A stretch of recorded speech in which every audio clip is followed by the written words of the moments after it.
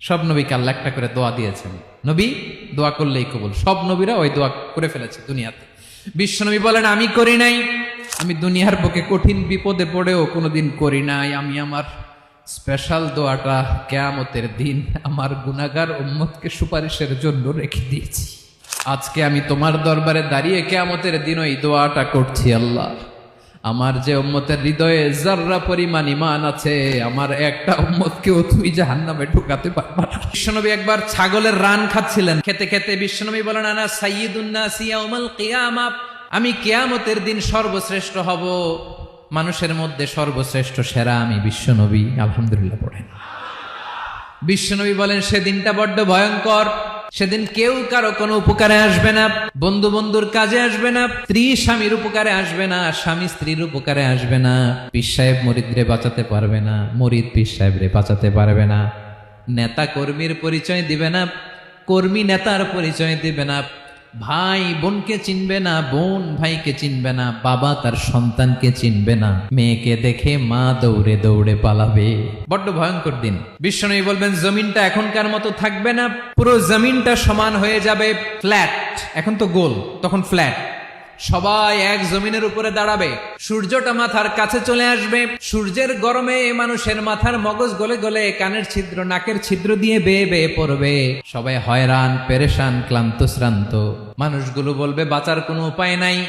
50,000 বছর মানুষ এরকম দৌড়াবে, চিৎকার করবে, কাঁদবে, বাঁচার কোনো উপায় নাই। সবাই বলবে আহ, আল্লাহ যদি বিচারটা শুরু করতো, যা হবার হবে, আগে বিচার শুরু করুক। বিচারই শুরু হয় না, বিচার শুরু হইতেই 50,000 বছর। আল্লাহ, 50,000 বছর, 5,000, 15,000 না, 50,000 বছর এরকম যাবে। মানুষগুলো কাঁদতে কাঁদতে বলবে চলো আমরা আদম আলাইহিস সালামের কাছে যাই, যেন আল্লাহরে যে সুপারিশ করে, আল্লাহ আপনি বিচার শুরু করেন। কিয়ামতের ময়দানে সবাই মিলে সাইয়েদনা আদম আলাইহিস সালামের কাছে যেয়ে বলবে ইয়া আবাল বাশার ইয়া আউয়ালাল আম্বিয়া, ও আদম নবী আপনি দুনিয়ার বুকে প্রথম নবী, আল্লাহ নিজ হাতে আপনারে 60 হাত লম্বা করে বানিয়েছেন, আপনার সম্মানে ফেরেশতাদেরকে সেজদা দিতে বলেছেন, দুনিয়ার প্রথম নবী প্রথম মানুষ আপনি, আপনি আল্লাহরে যে সুপারিশ করেন যেন আল্লাহ বিচার শুরু করে।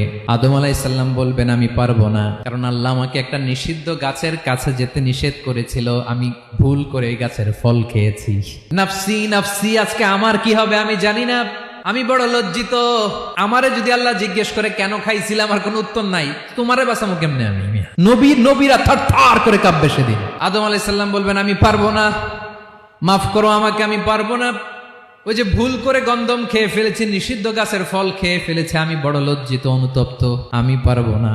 আজকে আল্লাহ এত রাগান্বিত হয়েছে, আগে কখনো আল্লাহ এত রাগান্বিত হয় নাই, ভবিষ্যতেও আল্লাহ কখনো এত রাগান্বিত হবে না, আমি পারবো না। এক কাজ করো, তোমরা নূহ আলাইহিস সালামের কাছে যাও। কোন নবী? লোকেরা এবার পাগলের মতো দৌড়াতে দৌড়াতে আল্লাহর নবী নূহ আলাইহিস সালামের কাছে যেয়ে বলবে ইয়া নবী আল্লাহ নূহ আনতা আউয়ালুর রাসূলি ফিল আরদ, আপনি জমিনে প্রথম রাসূল। আদম আলাইহিস সালাম নবী ছিলেন, রাসূল ছিলেন না, এই দুনিয়ার বুকে প্রথম রাসূল ছিলেন আল্লাহর নবী নূহ আলাইহিস সালাম। সবাই বলবে ও নবী আল্লাহ নূহ, রাসূল আল্লাহ নূহ, আল্লাহ আপনাকে আবদান শাকুরা, শুকর গুজার বান্দা বলে কোরআনে বলেছে। কোরআনে নূহ আলাইহিস সালামের নামেও সূরা আছে না নাই? আপনি আল্লাহর প্রিয় বান্দা, প্রিয় রাসূল। দেখেন আমাদের কি দশা, ঘামতে ঘামতে শেষ, জমিনটা তামার জমিন, সূর্যটা মাথার কাছে, কি করবো আর পারি না, ঘামতে ঘামতে আর কত ঘামবো, কত দাঁড়িয়ে থাকবো। আল্লাহরে যে বলেন বিচার যেন শুরু করে। নূহ আলাইহিস সালাম বলবেন আমিও পারবো না, আমিও পারবো না, আমি আমার ছেলের জন্য এক কথা বলে ভুল করে ফেলছি। যখন মহাপ্লাবন হবে আমি বললাম আল্লাহ আমার কলিজার টুকরা সন্তান রে বাঁচান। আল্লাহ বললেন ও নূহ, সে তোমার সন্তান না, কারণ সে ঈমান আনে নাই, সে পাহাড়ের উপর দাঁড়িয়েছে, দেখি কেমনে সে বাঁচে। ওই যে আমি একটা না বুঝে আবদার করেছি, আল্লাহ আমার উপর রেগে গিয়েছিলেন। আজকে আল্লাহ ওই ব্যাপারে যদি আমারে প্রশ্ন করে, আমার কোনো জবাব নাই, আমি পারবো না, মাফ করো। তোমরা সবাই মিলে আল্লাহর খালিল ইব্রাহিম আলাইহিস সালামের কাছে যাও। লোকগুলো পাগলের মতো খুঁজতে আরম্ভ করবে, অযুত লক্ষ নিযুত কোটি মানুষের ভিড়ে আল্লাহর খালিল ইব্রাহিমকে যেয়ে বলবে ইয়া খালিলুল্লাহ, ও আল্লাহর খালিল, আল্লাহ আপনাকে বড্ড ভালোবেসেছেন, আপনি কাবা বানিয়েছেন, আল্লাহ আপনাকে বড্ড পছন্দ করেন। দেখেন আমাদের কি অবস্থা, আপনি যে আল্লাহর কাছে সুপারিশ করেন যেন আল্লাহ আজকে বিচার শুরু করে। আল্লাহর নবী ইব্রাহিম বলবেন আমিও পারবো না, আমি আমার জীবদ্দশায় 3টা মিথ্যা বলেছি। কয়টা? আসলে মিথ্যা না, একটু টুইস্ট করে কৌশল করে কথা বলেছিলেন, ওইটাকে হাদিসে মিথ্যা বলা হয়েছে। আমি জীবনে 3টা মিথ্যা বলেছি, জীবন বাঁচানোর তাগিদে কৌশল করে 3টা কথা বলেছি। আজকের এই কঠিন ময়দানে আল্লাহ যদি ওই 3টা কথার ব্যাপারে জিজ্ঞেস করে, লজ্জায় আমি মাথা দেখাতে পারবো না, আমিও পারবো না। আজকে আল্লাহ এত রেগে আছে, আগে কখনো এত রাগে নাই, পরেও রাখবে না। তোমরা সবাই মিলে বনি ইসরাইলের নবী মুসা আলাইহিস সালামের কাছে যাও। সবাই এবার যাবে মুসা আলাইহিস সালামের কাছে, যেয়ে বলবে, ইয়া নবী আল্লাহ মুসা, আপনি ছিলেন কালিমুল্লাহ, আল্লাহর সাথে সরাসরি কথা বলতেন। রব্বুল আলামিন আপনাকে তাওরাত কিতাব দিয়েছেন, আপনি যে একটু সুপারিশ করেন। আল্লাহর নবী মুসা বলবেন, মাফ করো, আমিও পারবো না। আমি দুনিয়ার বুকে ভুল করে একটা মানুষকে মেরে ফেলেছি। আমি মারছিলাম আদব শিক্ষা দেওয়ার জন্য এক থাপ্পড়, এই থাপ্পড়ে যে ওই লোক মরেই যাবে আমি জানতাম না। আজকে আল্লাহ যদি জিজ্ঞেস করে কেন মারলা, জবাব আছে। ওই লজ্জায় আমি অনুতপ্ত, আমি পারবো না, আমার এই কথা বলো না। আজকে আল্লাহ বড্ড রেগে আছে, আমি পারবো না। তোমরা আল্লাহর নবী ঈসা আলাইহিস সালামের কাছে যাও। কিয়ামতের ময়দানে মানুষগুলো পাগল পাড়া হয়ে আল্লাহর নবী ঈসা আলাইহিস সালামের কাছে যাবে, যে বলবে, নবী ঈসা আপনি রূহুল্লাহ, বাবা ছাড়া আল্লাহ আপনাকে বানিয়েছেন, ইনজিল কিতাব দিয়েছেন, মৃত মানুষকে আপনি জীবিত করতে পারতেন। আজকের এই কঠিন বিপদের দিনে আপনি আমাদের সাহায্য করেন। আল্লাহর কাছে যে বলেন যেন বিচার শুরু করে। ঈসা আলাইহিস সালাম বলবেন, আমিও পারবো না। ইন্নী উবিদতু মিন দুনিল্লাহ, আমার উম্মত খ্রিস্টানেরা আল্লাহরে বাদ দিয়ে আমি ঈসার ইবাদত করেছে। আমার মা ম্যারি আর আমাকে ডাকতো জেসাস ক্রাইস্ট, আমার ইবাদত করেছে। যদিও আমি আমার ইবাদত করতে বলি না, ঈসা আলাইহিস সালামও ইবাদত করতে বলেছেন একজনের, তিনি কে? আল্লাহর নবী ঈসা আলাইহিস সালাম বলবেন, আমিও পারবো না। আজকে আল্লাহ অনেক রেগে আছে, আমি পারবো না। তবে একটা পরামর্শ দিতে পারি, একটা সাজেশন দিতে পারি। আজকের দিনে এই কঠিন মুসিবতের কালে, এই কঠিন সময়ে কেউ আল্লাহর দরবারে দাঁড়িয়ে একটা টু শব্দ করার ক্ষমতা কারো নাই, একমাত্র আখিরি জামানার পয়গাম্বর বিশ্বনবী মুহাম্মাদুর রাসূলুল্লাহ ছাড়া। মানুষগুলো এবার আগুনের মধ্যে পানি দিলে যেমনি আগুন নিভে যায়, দাউ দাউ করা হৃদয়ে জ্বলন্ত আগুন তাদের ঠান্ডা হবে। কিয়ামতের ময়দানে ওই বিভীষিকাময় সময়ে, মুসিবতের কালে মানুষগুলো পাগল হয়ে বিশ্বনবীকে খুঁজতে আরম্ভ করবে। সবাই মিলে বিশ্বনবীর কাছে যেয়ে বলবে, ইয়া রাহমাতাল লিল আলামিন, ইয়া খাতামান নবীন, রাহমাতাল লিল আলামিন। দেখেন আমাদের কি অবস্থা, কি কঠিন বিপদে আমরা আছি, দাঁড়াতে পারি না, সূর্যের আলোতে ঘেমে হয়রান। আজকে কেউ সুপারিশ করতে পারবে না। সব নবীরা অপারগতা স্বীকার করেছে, তারা বলেছে আপনি ছাড়া কেউ নাকি আল্লাহর সামনে দাঁড়াতে পারবেন না, আপনি একটু সুপারিশ করেন। বিশ্বনবী বলবেন, আসো আসো, আজকের দিনে আমি ছাড়া আল্লাহর সামনে কেউ দাঁড়াতে পারবে না। বিশ্বনবী মাকামে মাহমুদে যে আল্লাহু আকবার বলে সিজদায় লুটিয়ে পড়বেন। আল্লাহ রাব্বুল আলামিন বিশ্বনবীকে এমন কিছু চমৎকার শব্দ শিখাবেন, ওই শব্দগুলো দিয়ে আল্লাহর প্রশংসা করে বিশ্বনবী কাঁদতে আরম্ভ করবেন। বিশ্বনবী এমন ভাবে অজর দ্বারায় সিজদায় লুটিয়ে পড়ে কাঁদবেন, রব্বুল আলামিনের রহমতের দরিয়ায় জোশ লেগে যাবে। রব্বুল আলামিন এই দৃশ্য থেকে সহ্য করতে পারবেন না। রব্বুল আলামিন বলবেন, ইয়া মুহাম্মদ ইরফা রাসাক, ও নবী আপনি মাথা তোলেন, মাথা তোলেন, আপনার কান্না আমি সহ্য করতে পারি না। নবী আপনি মাথা তোলেন, সাল তুতা, আজকে আপনি যা চাবেন তাই দেব। নবী আপনি সিজদা থেকে মাথা তুলেন, সাল তুতা। বিশ্বনবী এবার মাথা তুলবেন। যে বিভীষিকাময় সময়ে প্রত্যেক নবী বলেছেন আমি পারবো না, প্রত্যেক নবী বলেছেন নফসি নফসি, আমার কি হবে আমি জানি না, আল্লাহ আমারে বাঁচা। প্রতিটি নবী বলবে নফসি নফসি, আল্লাহ তুমি আমারে বাঁচাও, আমারে বাঁচাও। বিশ্বনবী মাথা তুলবেন, তুলে বলবেন রব্বি হাবলি উম্মতি, আল্লাহ তুমি আমার গুনাহগার উম্মতকে বাঁচাও।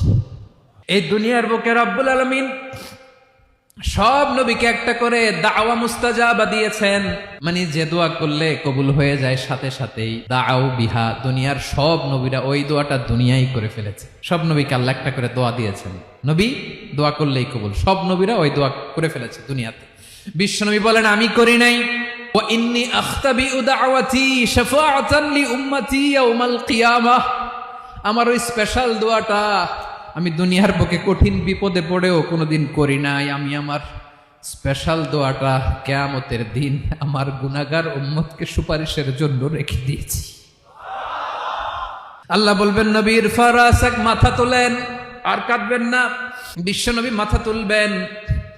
আল্লাহ বলবেন সাল তুতা, আপনি যা চাবেন তাই দেব। ওয়াশফা তুশাফা, সুপারিশ করেন, সুপারিশ কবুল করব। বিশ্বনবী বলবেন আল্লাহ ওই স্পেশাল দোয়াটা দুনিয়াতে করি নাই, আজকে আমি তোমার দরবারে দাঁড়িয়ে কিয়ামতের দিন ওই দোয়াটা করছি। আল্লাহ আমার যে উম্মতের হৃদয়ে যাররা পরিমাণ ঈমান আছে, আমার একটা উম্মতকেও তুমি জাহান্নামে ঢুকাতে পারবা না। বিশ্বনবী পাগলের মতো একবার হাউজে কাউসারে যাবেন, একবার সিরাতে যাবেন, একবার পুলসিরাতের দিকে, একবার হাউজে কাউসারের দিকে পাগলের মতো দৌড়াতে থাকবেন, তার কোনো গুনাহগার উম্মত যাতে জাহান্নামে ঢুকে না যায়।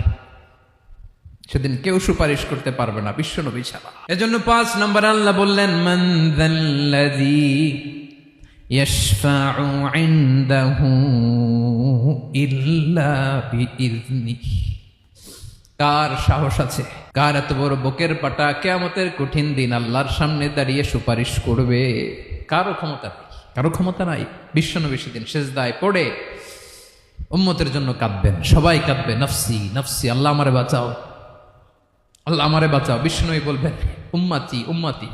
বিশ্বনবী আমার জন্য কাঁদবেন, আপনার জন্য কাঁদবেন, আমাদের জন্য সেদিন কেঁদে কেঁদে জাহান্নামের দরজায় দাঁড়িয়ে আমাদেরকে টেনে টেনে জান্নাতে ঢুকাবেন।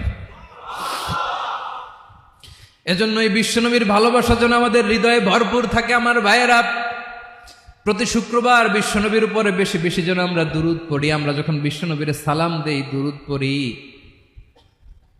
একদল স্পেশাল ফেরেশতা আছে যারা বিশ্বনবীর দুরূদটা নিয়ে সরাসরি বিশ্বনবীর রওজায় যায়, যে বলে অমুকের বেটা অমুক আপনারে সালাম দিয়েছে। বিশ্বনবী নিজ কবরের থেকে নিজেই সালামের উত্তর দেয়। বিশ্বনবীর ভালোবাসা যেন আমাদের হৃদয়ে থাকে, বিশ্বনবীর সুন্নাহ দিয়ে যেন আমাদের জীবনটাকে সাজাই। পারা যাবে ইনশাআল্লাহ। বিশ্বনবীর ভালোবাসা ছাড়া কেউ জান্নাতে ঢুকতে পারবে? বিশ্বনবীর পক্ষে আমরা বলবো, বিশ্বনবীর পক্ষে আমরা লিখবো, বিশ্বনবীর জন্য আমরা আমাদের কলিজার রক্ত বিলিয়ে দিব, ঠিক কিনা বলেন? সেদিন বিশ্বনবী ছাড়া কেউ সুপারিশ করতে পারবে না। 5 নম্বর আল্লাহ বললেন, মান যাল্লাযী ইয়াশফাউ ইনদাহু ইল্লা বিইযনি। কে আছে সুপারিশ করবে আল্লাহর সামনে? আর আপনি আপনার বাবার দরবারে যে সেজদা দেন, হ্যাঁ? ইব্রাহিম আলাইহিস সালাম থারথার করে কাঁপবে আর বলবে, নফসি নফসি, আল্লাহ আমারে বাঁচাও। মুসা আলাইহিস সালাম থারথার করে কাঁপবে, আল্লাহ নফসি নফসি, আমারে বাঁচাও। আর আপনি পীরের দরবারে যে সেজদা দেন, কোথায় আছেন আপনি? খবরদার, কেউ বাঁচাতে পারবে না।